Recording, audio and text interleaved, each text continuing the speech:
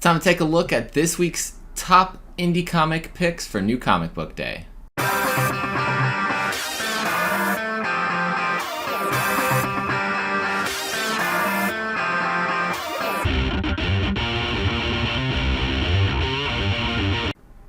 Welcome back. If you're new to the channel, please be sure you go ahead and hit that subscribe button down below. And everybody, please let me know what you're looking forward to this week for New Comic Book Day. I'm going to break down my top indie comic picks here in just a second. Before I get to those top 10, I do want to throw out one extra book, and it's Alice Ever After. It's a new one from Boom Studios. Written by Dan Panosian with art by Giorgio Spalletta and Dan Panosian doing the cover A. But the reason I wanted to highlight this one was because of the cover B. It is a beautiful cover by Jenny Frison, and so that's why it got on the list for me.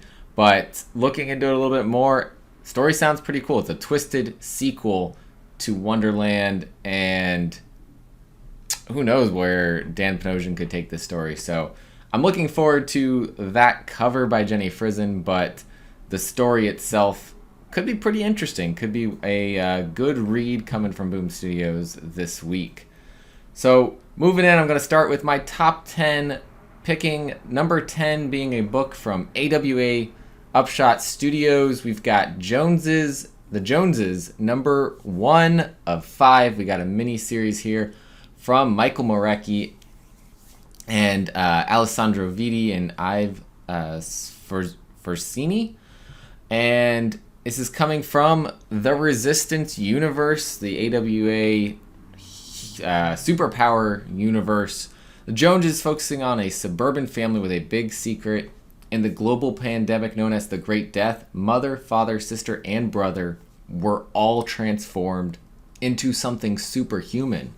While the world embraces fascism born of fear, the Joneses realize they face a grave consequence if they are exposed as reborns. Do they keep a low profile and hide in plain sight, or use their powers for good and then risk exposure? Sounds like an intriguing concept, and the cover A's for this series are done by John Gallagher, who oftentimes is doing exclusive covers, so you don't see a whole lot of him on cover A's. So this looks like this will be interesting. This first cover honestly is a little creepy with the style, John Gallagher's style on this like photorealistic picture situation. So interesting design on that one. But that's my number 10 pick. Number 9 from Image Comics. Got one that I've been reading since it started. New Masters, number 3 is out this week from Shobo and Shof Coker. And in this issue, we got, there's a little summary here. Hired by the oligarch Gideon Ojuma, the outcasts stage a heist to steal a powerful alien artifact from the Jovian embassy. Needless to say, things don't go according to plan when they crash the glitzy wedding of a Jovian princess and an Echo prince. Which we've been kind of getting these other stories kind of building together to other characters here. So that part is going to collide here. We were already aware of this wedding that was coming up in previous issues. So now we're going to see how that all plays into the story.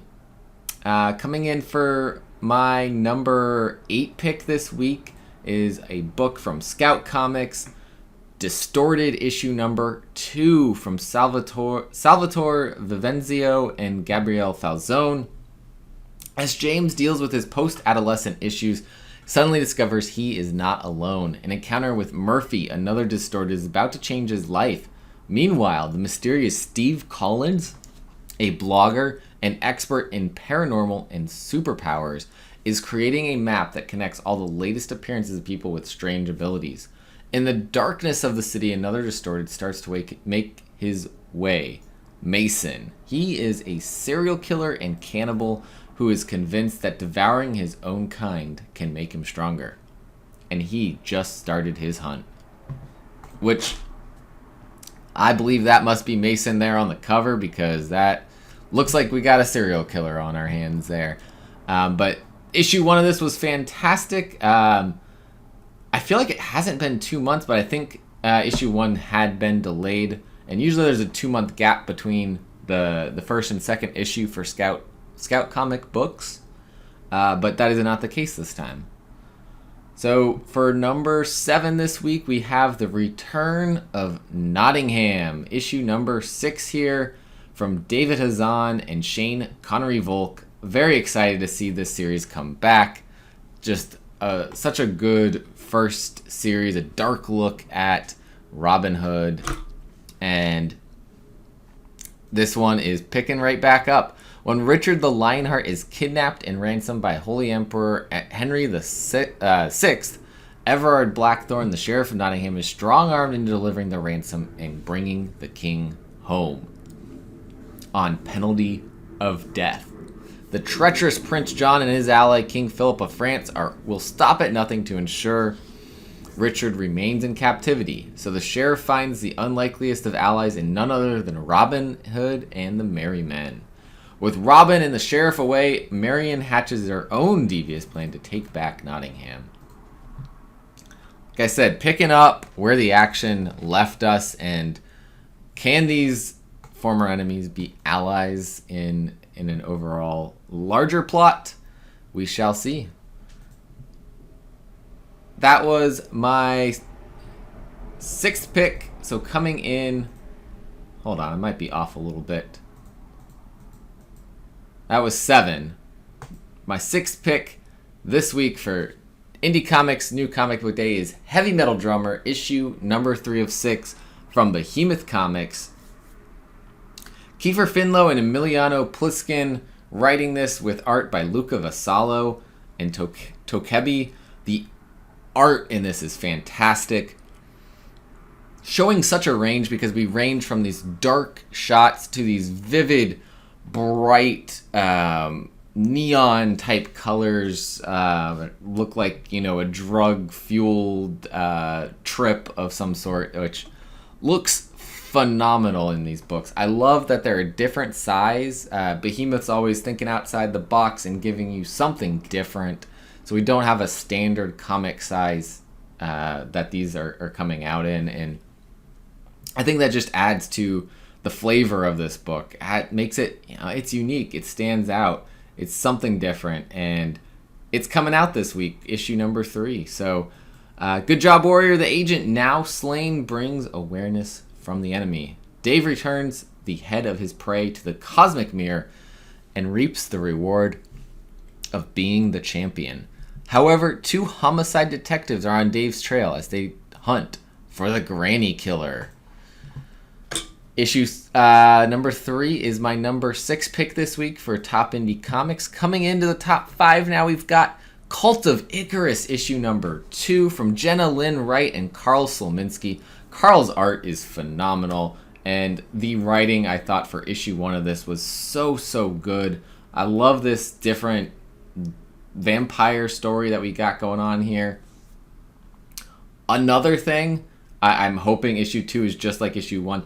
The cover of this book just feels nice. It feels really nice. It's great. So I highly recommend checking this out. I really think this is a Scout comic you don't want to miss. Issue 1 sold out, so issue 1 does have a second print coming out this week as well. So pick that up if your shop sold out of issue number 1, and then read issue number 2 this week. Gracie Rage has a problem. Hunter can't be glamored, which means she isn't going to forget that vamp attack anytime soon. Gracie and Remy head to the Hereafter, the hottest underground club for supernaturals, to get some help from the most powerful warlock in the city, Remy's estranged brother Adrian. But will Adrian's magic work where others have failed? Could Hunter be something more than human? Will someone get their spine ripped out? Possibly.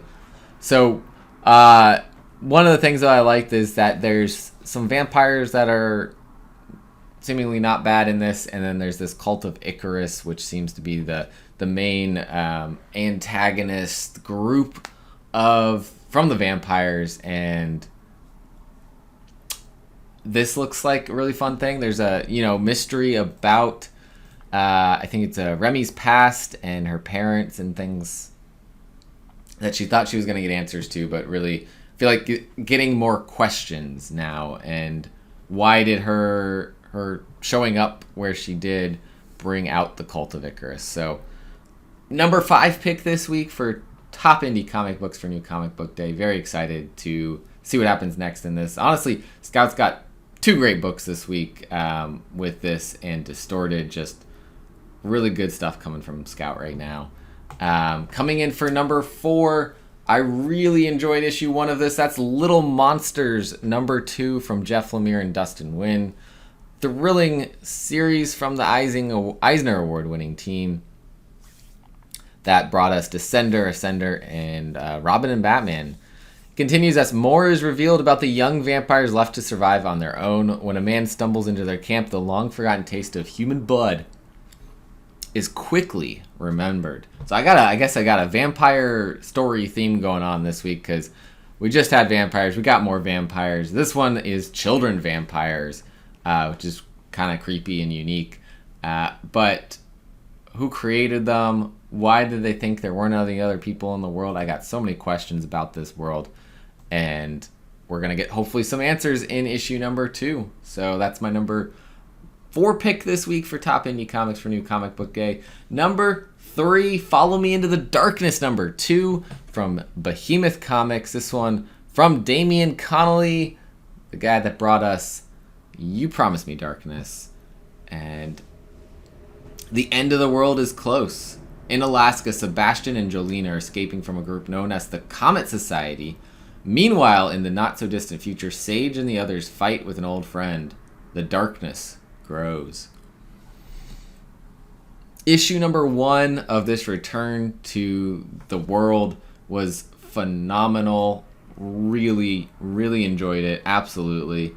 Glad to be back in this world. I think I need to do a reread of You Promised Me Darkness as well, and kind of just come back into this world full on.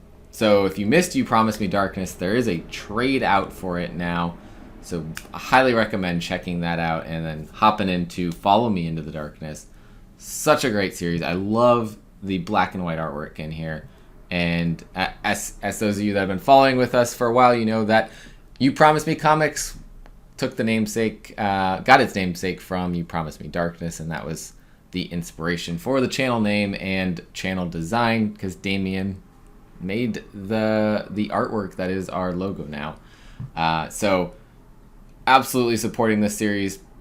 1, because great creator, but 2, I love what's happening in this world. So number 2 of Follow Me Into the Darkness from Behemoth Comics is my number 3 pick this week. Number 2 this week is a new series from Vault Comics called West of Sundown. And guess what? We got more vampires. Tim Seeley, Aaron Campbell, Jim Terry, putting in the creative team here, lettered by Crank. Beautiful vampire must flee monster slayers in New York City and reclaim the ancestral soil that restores her undead flesh. But the world has changed since she was reborn in the New Mexico desert, and now Constance Durr Abend and her loyal assistant Dooley must adapt to life in the rough frontier town of Sangre de Moro, where all sorts of monsters have settled.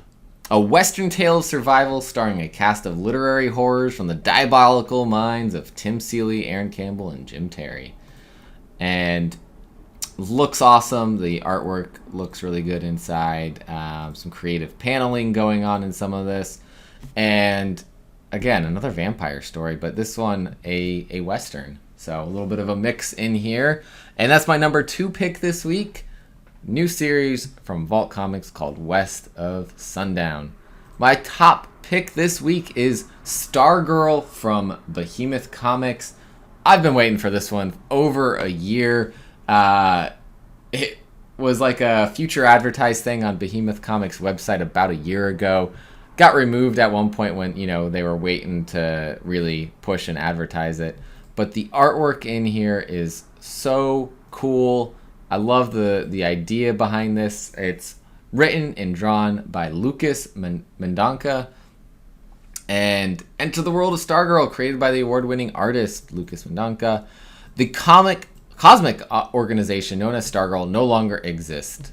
As enemy forces continue to threaten the integrity of the galaxy as a whole, a group known as the Moon Gang, formed by 4 General Stargirls from the moons of Jupiter, intercepts the enemy. And if you get a chance to look at all of the covers for this series, or at least issue 1, they're all by Lucas, but the style on them is so different in each one, and it's fantastic. They're all really cool covers. I'm looking forward to picking these up. There is a 1 in 5 incentive variant for it. There's a 1 in 10 incentive variant for it. So definitely one to be looking for your pool list this week. Highly recommend checking it out. Highly recommend checking out all the Behemoth books I've talked about on here for this new comic book day, and all the Scout books. Of course, you guys are aware of the Image books that are out there, I'm sure. But I do like to highlight when we get smaller publishers like Behemoth, Scout, Vault, and Mad Cave. We got them on here this week. So we got a good selection of smaller publishers, AWA, Upshot, all mixed in here with our bigger indie publishers like Image and Boom. So we got a touch on everything here. So that is what I've got this week for my top indie comic picks for New Comic Book Day. Thank you for watching. As always, collect what you love. See you next time.